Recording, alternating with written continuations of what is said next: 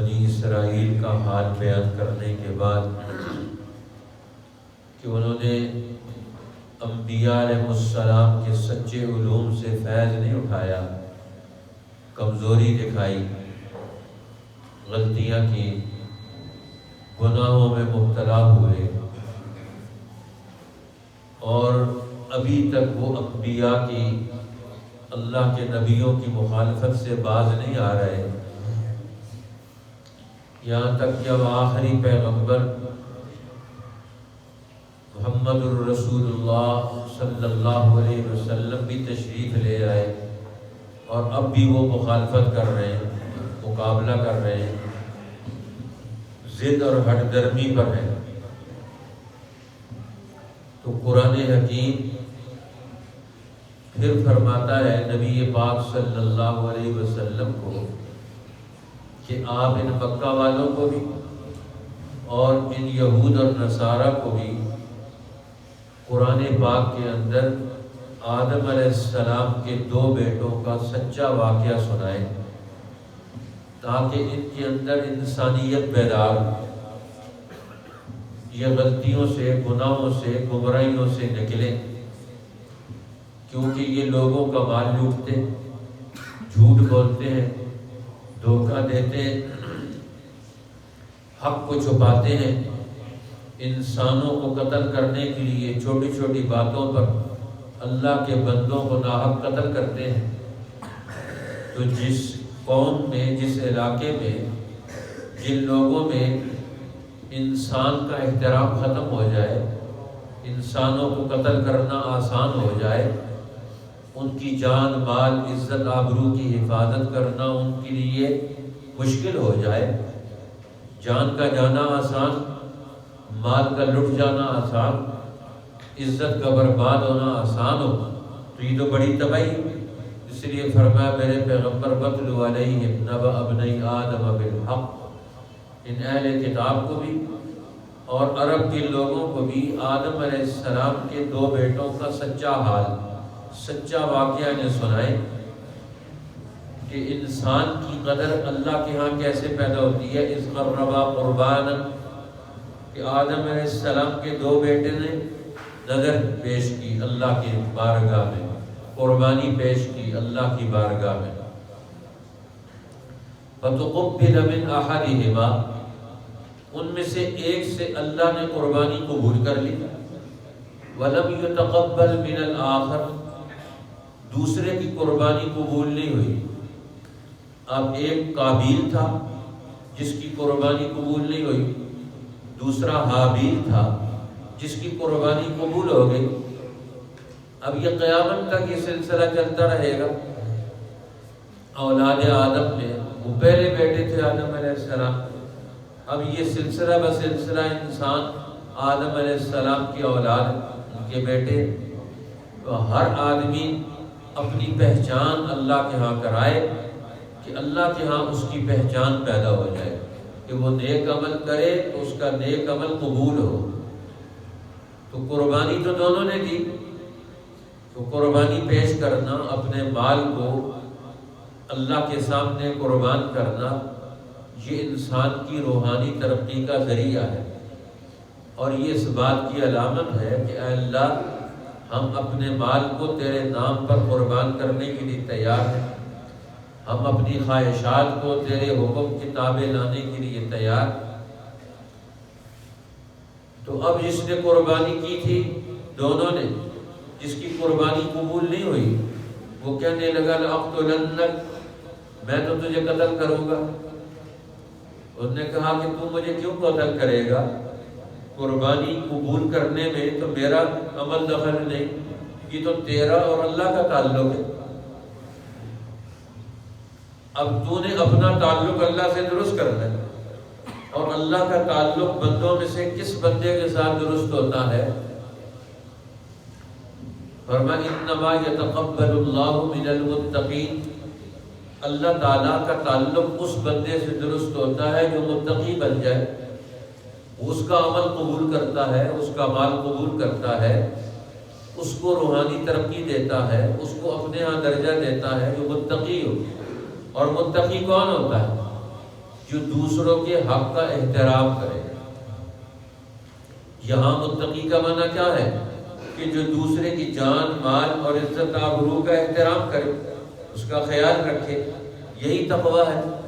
اللہ سے ڈر کر کسی کا مال نہ کھائے، اللہ سے ڈر کر کسی کی جان نہ لے، اللہ سے ڈر کر کسی کی عزت پامال نہ کرے۔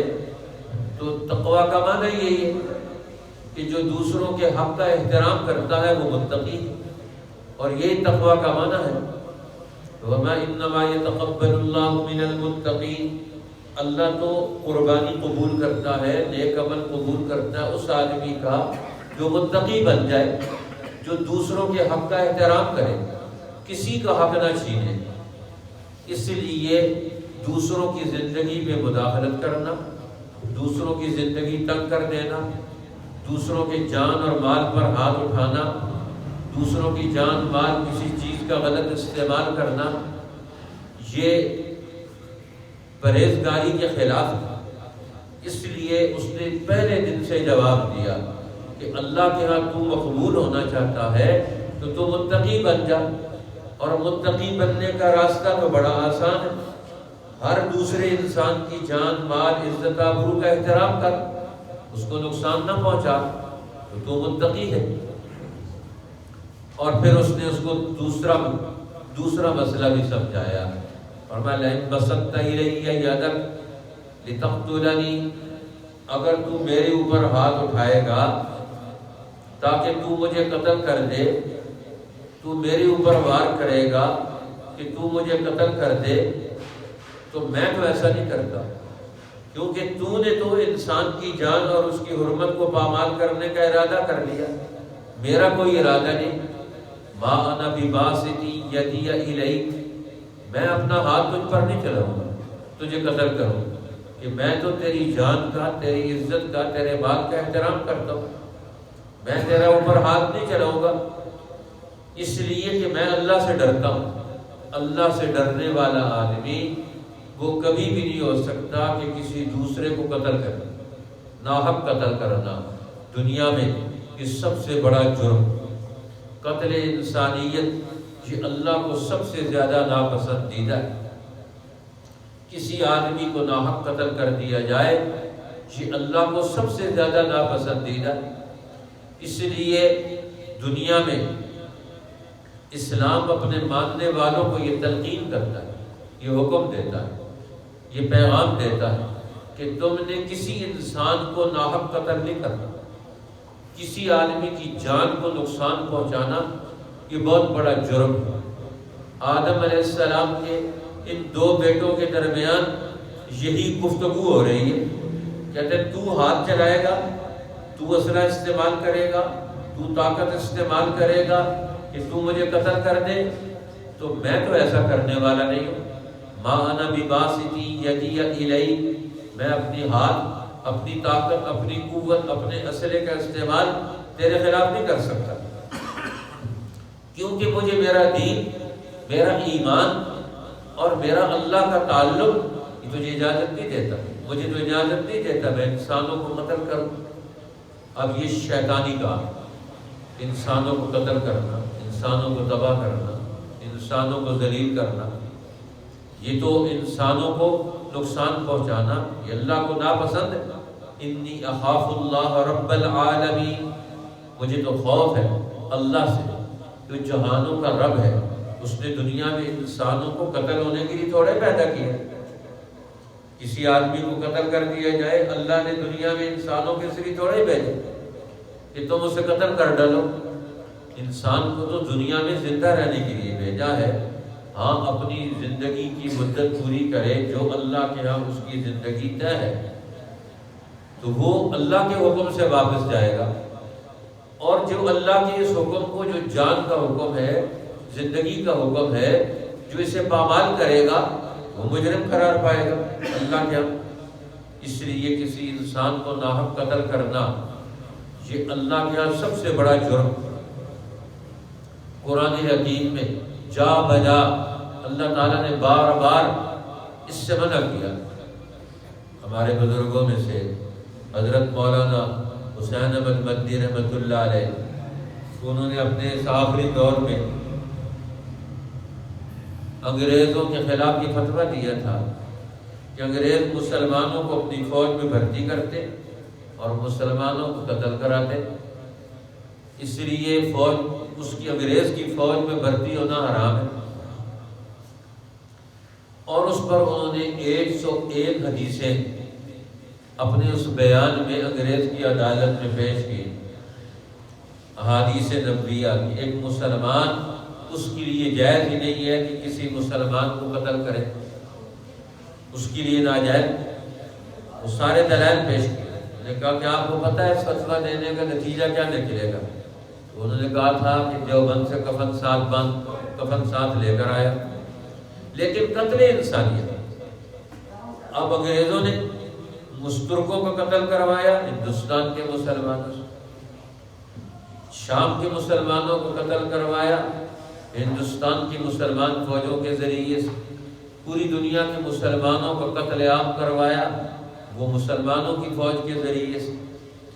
آج بھی دنیا میں مسلمانوں کو قتل عام جاری ہے۔ شام میں دیکھ لیں مسلمان کھڑے باغی، اور مصر میں دیکھ، ترکی میں دیکھ، فلسطین میں تو اسرائیل خود قتل عام کر رہا، لیبیا میں مسلمانوں کو کھڑا کیا، سازشی قوتوں نے لیبیا میں ہزاروں لوگ مارے گئے، قتل ہوئے، افغانستان میں ہزاروں لوگ مارے گئے، قتل ہوئے، کشمیر میں ہزاروں لوگ مارے گئے، قتل ہو رہے ہیں۔ آج قتل انسانیت کا بازار گرم ہے پوری دنیا میں۔ ادھر سے کہا جاتا ہے یہ تہذیب کی دنیا ہے، یہ دنیا میں گہوارہ ہے علم کا، سائنسی ایجادات کا، اور دنیا میں تمدن کا، اعلیٰ تمدن ہے، اعلیٰ تہذیب ہے، جمہوری اقدار ہے، قوموں کے حقوق کی بات ہوتی ہے، اور حقوق کے نام پر انسانوں کا قتل عام ہے، اور کوئی ادارہ پوچھنے والا نہیں ہے۔ اسلام نے آ کر پہلے دن سے، حضرت مولانا انور شاہ کشمیری رحمۃ اللہ علیہ نے بخاری شریف کی شرح لکھی فیض الباری، اس میں بہت خوبصورت بات لکھی ہے۔ جب اسلام آیا تو اس وقت بھی دنیا کی بڑی قوتیں انسانوں کو قتل کر رہے، انسانوں کی لوٹ مار کر رہے، جان مال کی حرمت نہیں تھی، ہر طرف قتل و غارت گری تھی، تباہی اور بربادی، مذہب کے نام پر، قوم کے نام پر، انسانیت کے نام پر، مختلف ناموں پر انسانوں کو قتل کیا جاتا۔ اب اسلام آ کر اس پورے دور میں اس نے اپنا پیغام پہنچانا ہے، تو کیسے پیغام پہنچائے گا؟ اس لیے اللہ تعالیٰ نے اسلام کا تعارف، اسلام کا نام ہی اسلام رکھا، کیونکہ اس کے مادے کے اندر سلامتی والا لفظ ہے۔ اسلام کا معنی ہے سلامتی دینے والا۔ جو اسلام قبول کر لے گا وہ ہر ایک کو سلامتی دے گا، یہ اس کا بنیادی فریضہ ہے۔ اس کے نام کے اندر ہی سلامتی ہے۔ اسلام کو قتل و غارت گری سے، دہشت گردی سے نفرت، اسلام اس کے بالکل الٹ ہے۔ اس لیے اسلام نام ہی سلامتی کا ہے۔ جہاں یہ جائے گا وہاں سلامتی آئے گی، وہاں امن پیدا ہوگا، وہاں ترقی پیدا ہوگی۔ تو قرآن نے جا بجا جہاں اسلام کا تعارف کرایا وہاں امن کا اور سلامتی کا تعارف کروایا، جہاں اسلام کا تعارف کرایا وہاں جان مال کی حرمت کا اور عزت کا تعارف کروایا۔ اب قدم قدم پر قرآن حکیم اسی بات کی طرف توجہ دلاتا ہے۔ اب یہ آیات بھی اسی بات کا اظہار۔ آج ہمارے یہاں انسانیت، انسانی جان کی حرمت، اس کے حوالے سے کوئی اقدام ہمارے یہاں بالکل ہے ہی نہیں۔ کتنے بچے مر جاتے ہیں بیماریوں میں، اسپتالوں، کتنے مریض مر جاتے ہیں روزانہ، کتنے لوگ ایکسیڈنٹ میں روزانہ مر جاتے ہیں۔ اب ان کا تحقیق کرنے والا کون ہے؟ کس غلطی کی وجہ سے مر گئے، کس کی غلطی تھی، کس نے سستی اور غفلت دکھائی جس کے نتیجے میں ایک آدمی تباہ ہو گیا۔ اسی طرح قبیلوں میں، قوموں میں لڑائیاں ہیں تو کتنے لوگ روزانہ مارے جاتے ہیں۔ آج اگر ڈیٹا جمع کیا جائے ہمارے ملکوں کے اندر ہزاروں لوگ روزانہ مر جاتے ہیں، بے گناہ مر جاتے ہیں۔ اب ان کے گناہ کا خون، ان کے خون کا گناہ اور ان کا خون کس کے ہاتھ پر ہوگا؟ کون اس کا مجرم ہوگا؟ اب یہ روزانہ کی بنیاد پر اتنے معصوم لوگوں کو اپنی جان سے ہاتھ دھونے پڑتے ہیں، یہ ایک بہت بڑا المیہ ہے۔ اس لیے وہ کہتا ہے حابیل، آدم علیہ السلام کا بیٹا قابیل کو، اپنے بھائی کو جو اسے قتل کرنا چاہتا ہے کہ تیری قربانی کیوں قبول ہوئی، تیری نظر کیوں قبول ہو گئی، میری نظر قبول نہیں ہوئی۔ فرمایا تم اللہ سے اپنا تعلق درست کر، انما یتقبل اللہ من المتقین، اللہ تو انسانوں کی جان مال عزت کا احترام کرنے والا انسان اس کے عمل کو قبول کرتا ہے۔ تو مجھے قتل کرنا چاہتا ہے تو میں تو تجھے قتل نہیں کرنا چاہتا، اس لیے میں تو انسانوں کے قتل کو ناجائز سمجھتا ہوں، تو جائز سمجھتا ہے۔ یہ ذہنی مرض بھی ہے کہ آپ کسی انسان کے قتل کو کیوں جائز سمجھتے ہیں؟ قرآن تو اس کو ناجائز قرار دیتا ہے۔ کسی انسان کو آپ ناحق قتل نہیں کر سکتے، اور حق کے ساتھ قتل کرنے کا اختیار وہ عدالت کے پاس ہے، کسی انسان کے پاس نہیں۔ ہر دور کی انصاف پسند عدالت وہ انسان کی جان مال حرمت اس کی عزت کی باؤنڈ ہے اس کے بارے میں، کہ اس کے حوالے سے فیصلہ کرے۔ اب حضرت علی رضی اللہ تعالیٰ عنہ، ان کو رسول اللہ صلی اللہ علیہ وسلم نے مختلف ذمہ داریاں دی۔ حضرت علی رضی اللہ تعالیٰ عنہ عین میدان جنگ میں بھی دشمن کو گرا لیا اور اسے قتل کرنے لگے تو اس نے منہ پر تھوک دیا۔ جب منہ پر تھوکا تو حضرت علی نے اسے چھوڑ دیا۔ اس نے کہا کہ آپ نے مجھے کیوں چھوڑ دیا؟ میں نے تو اس لیے تھوکا تھا کہ آپ میدان جنگ میں بھی مجھے فوراً قتل کر دیں، غصے میں آ کر، نفرت میں آ کر قتل کر دیں، اس لیے میں نے تھوکا تھا۔ میں کہا میں نے بھی تجھے اسی لیے چھوڑ دیا کہ اب مجھے غصہ آ گیا تھا تجھ پر، تو نے میرے منہ پر تھوک دیا، مجھے غصہ آ گیا، اس لیے میں نے تجھے چھوڑ دیا۔ پہلے میں تجھے قتل کر رہا تھا اللہ کی رضا کے لیے، تو اللہ کا دشمن بن کر آیا، اللہ کی مخلوق کو قتل کرنے کے لیے آیا، اللہ کے نظام کو توڑنے کے لیے آیا، اس لیے میں تجھے قتل کر رہا تھا۔ اب تیرے قتل میں میرے اپنا نفسانی جذبہ شامل ہو گیا، میری ذاتی خواہش شامل ہو گئی، اب میں اپنی ذاتی خواہش سے تو تجھے قتل نہیں کر سکتا۔ آج کتنے واقعات ایسے ہوتے ہیں، 5 روپے کے لیے ایک مسلمان نے دوسرے مسلمان کو مار دیا، ایک آدمی نے دوسرے کو 1 روپے میں قتل کر دیا، تیش میں اور غصے میں آ کر۔ اب یہ تو کوئی کمال کی بات نہ ہوئی کہ انسان 1 روپے کی وجہ سے کسی کو قتل کر دے، یہ تو بہت بڑا جرم ہے۔ اس لیے انسان کے قتل کو جائز سمجھنا، حلال سمجھنا، یہ تو عقیدے کا مسئلہ بھی ہے کہ جس انسان کی حرمت کی اللہ جل شانہ توضیح کر دے، بیان کر دے، اس کو آپ حلال سمجھیں، یہ تو اور بہت بڑا جرم ہے۔ کسی کے قتل کو جائز قرار دینا، حلال قرار دینا، یہ بہت بڑا جرم ہے، اور عملاً قتل کرنا یہ بھی بہت بڑا جرم ہے۔ اس لیے قرآن نے دونوں سے منع کر دیا۔ آپ کسی کو ناحق قتل کرنے کو جائز بھی نہیں سمجھیں گے اور کسی کو عملاً قتل بھی نہیں کریں گے۔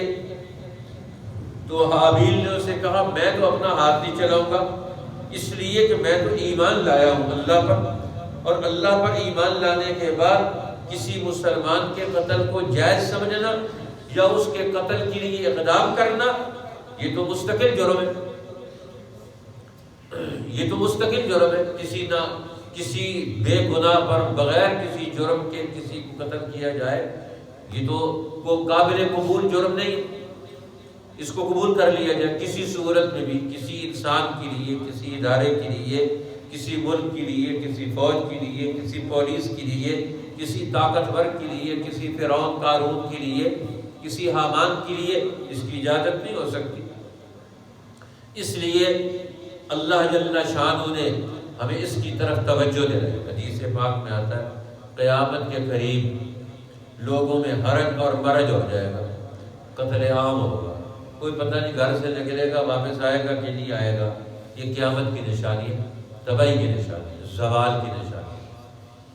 تو فرمایا رسول اللہ صلی اللہ علیہ وسلم نے القاتل والمقتول کلاہما فی النار، قاتل اور مقتول دونوں ہی جہنم میں جائیں گے۔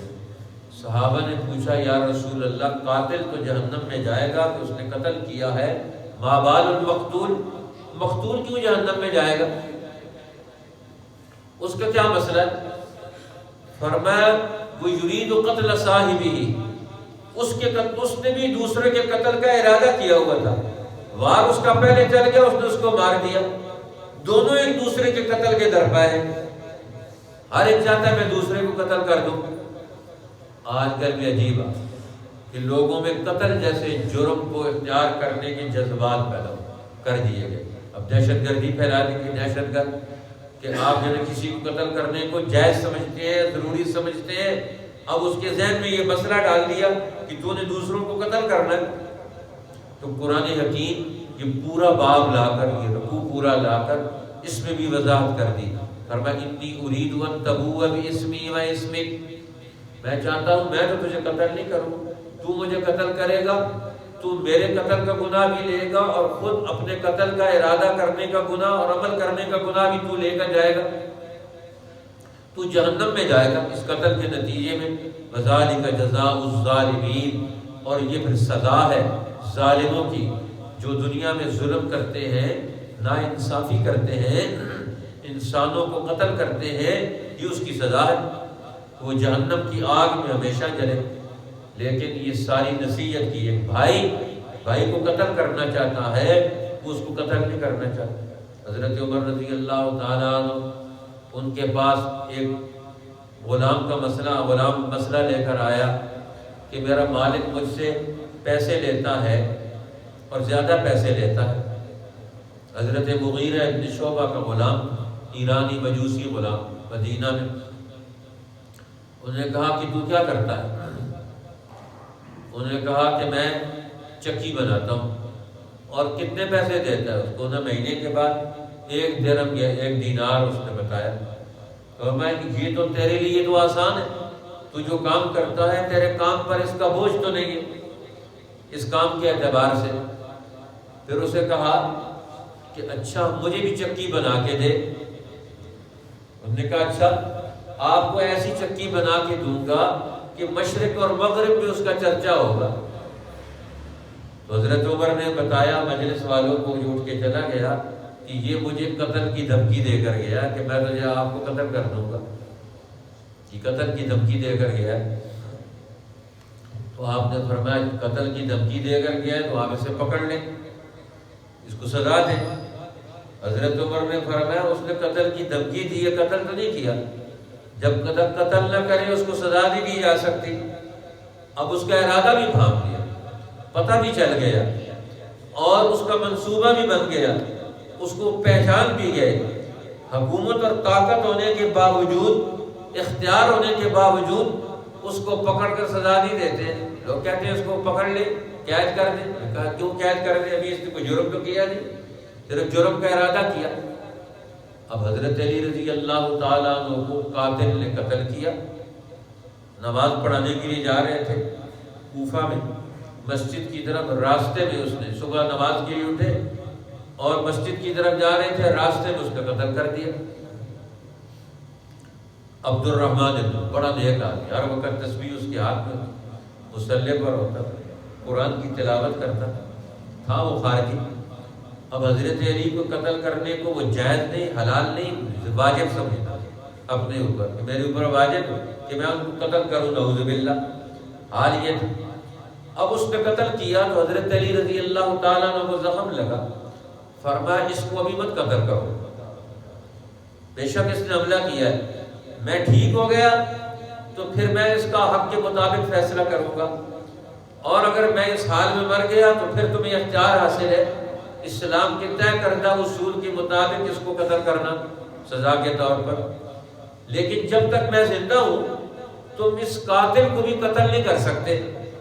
مطلب یہ انصاف کی بات، اللہ کے پیغمبر کی تعلیم اور تربیت مسلمانوں کے اندر خوبی اور کمال پیدا کرتی ہے کہ وہ دشمن کو بھی تحفظ دیتے، کسی دشمن کو بھی قتل نہیں کیا جا سکتا۔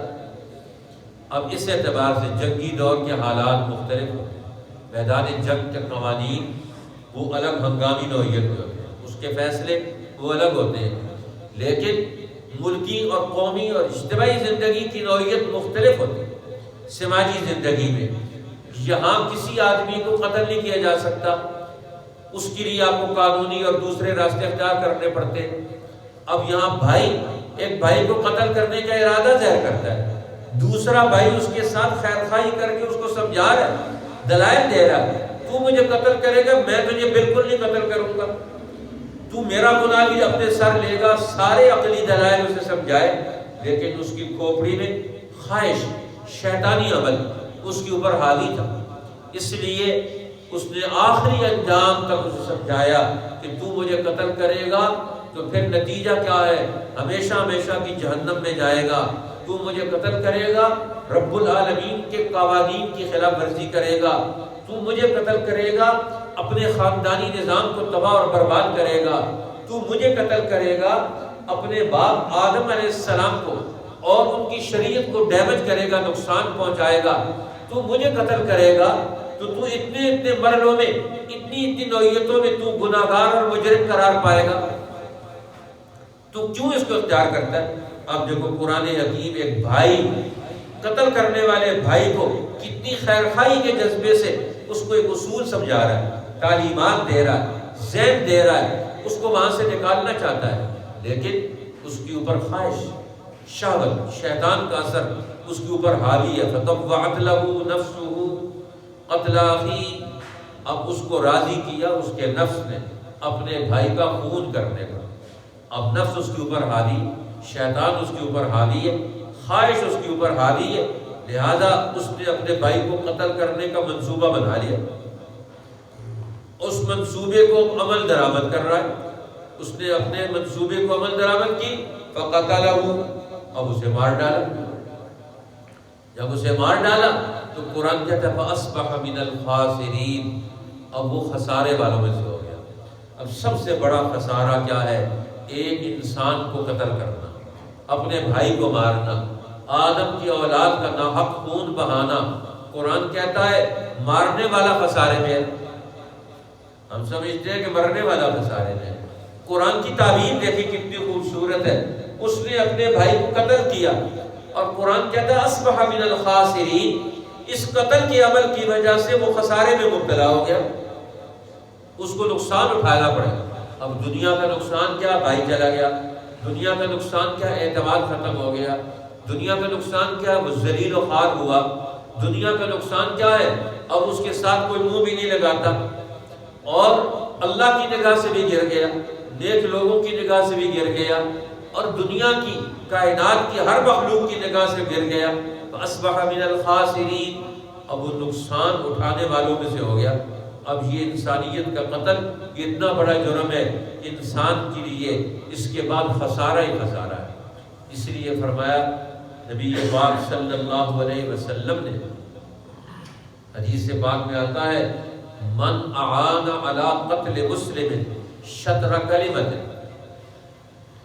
جس نے کسی مسلمان کے قتل کرنے میں ایک لفظ بول کر بھی اس کا تعاون کیا، کسی مسلمان کے قتل کرنے میں ایک لفظ کا تعاون کیا، ایک لفظ کا نہیں، شطر کلمۃ، آدھا لفظ بول کر اس کا بھی تعاون کیا، فرمایا آئس من رحمت اللہ، اس کے ماتھے پر لکھا ہوا ہوگا قیامت کے دن کہ اللہ کی رحمت سے مایوس نا امید، اللہ کی رحمت کا مستحق نہیں بن سکتا۔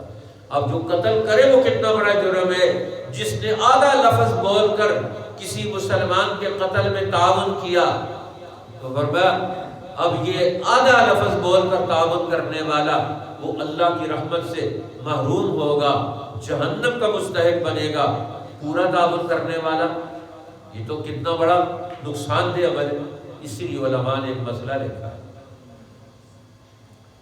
ایک اصول سمجھایا ہے، فرمایا ایک آدمی نماز پڑھ رہا ہے اور دوسرا کوئی آدمی یا بچہ ہے، نابینا ہے، وہ کسی گڑھے میں گرنے والا ہے، آگ میں گرنے والا ہے، یا کنویں میں گرنے والا ہے، سمندر میں گرنے والا ہے، اور یہ ادھر کھڑا ہو کر نماز پڑھ رہا ہے۔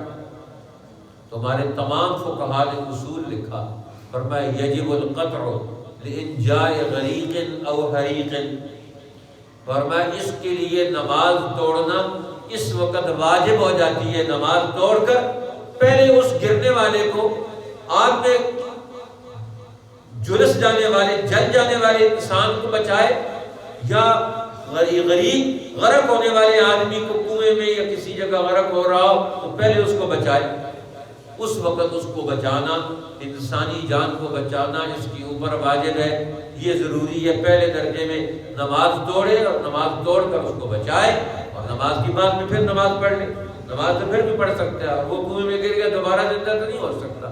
اب یہاں تک انسانی جان کی حرمت کو اتنی ترجیح دی گئی کہ نفلی نماز پڑھنے والا یا فرض نماز پڑھنے والا بھی نماز پڑھ رہا ہے، اگر کوئی آدمی اس کے سامنے گر رہا ہو تو اس وقت اس کو نماز توڑ کر اس کو بچانا یہ اس کے ذمہ واجب ہے، شریعت کی روح سے واجب ہے، شریعت کی روح سے اس کی ذمہ داری بن جاتی ہے۔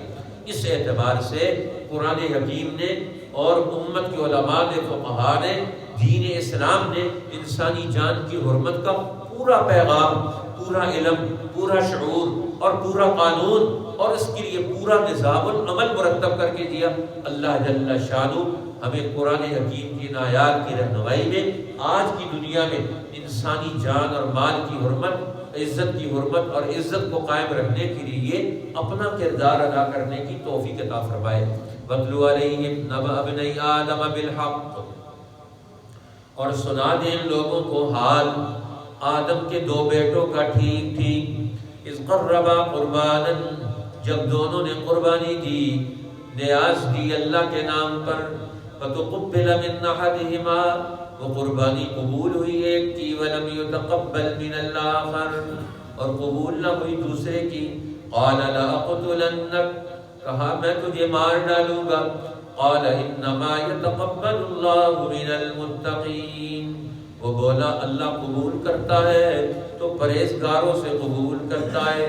لئن بسطت الی یدک لتقتلنی، اگر تو ہاتھ چلائے گا مجھ پر مارنے کو، ما انا بباسط یدی الیک لیقتلک، میں نہ ہاتھ چلاؤں گا تجھ پر تجھے مارنے کو، انی اخاف اللہ رب العالمین، میں ڈرتا ہوں اللہ سے جو پروردگار ہے سب جہانوں کا، انی ارید ان تبوء باسمی و اسمک، میں چاہتا ہوں کہ تو حاصل کرے میرا گناہ اور اپنا گناہ، فتکون من اصحاب النار، پھر تو ہو جائے دوزخ والوں میں سے، وذالک جزاء الظالمین، اور یہی سزا ہے ظالموں کی، فطوعت له نفسه قتل اخیہ، پھر اس کو راضی کیا اس کے جی نے اپنے بھائی کا خون کرنے پر، فقتلہ، پھر اس نے اسے قتل کر ڈالا، فاصبح من الخاسرین،